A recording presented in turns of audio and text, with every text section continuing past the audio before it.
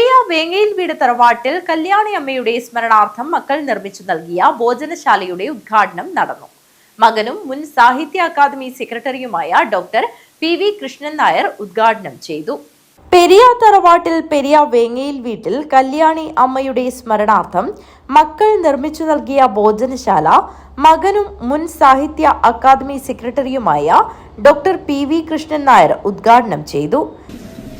സാന്ദ്രതയേറിയ ഒട്ടേറെ വികാരങ്ങൾ, ഭാവങ്ങൾ, ആശയങ്ങൾ, ഓർമ്മകൾ മനസ്സിൽ തിരതല്ലി വരുന്ന ഒരു മാനസികാവസ്ഥയിലാണ് ഞാൻ എൻ്റെ ബന്ധുജനങ്ങളുടെ ഏറ്റവും പ്രിയപ്പെട്ടവരുടെ മുമ്പിൽ വിനയാന്വിതമായ ഭാവത്തിൽ നിൽക്കുന്നത്.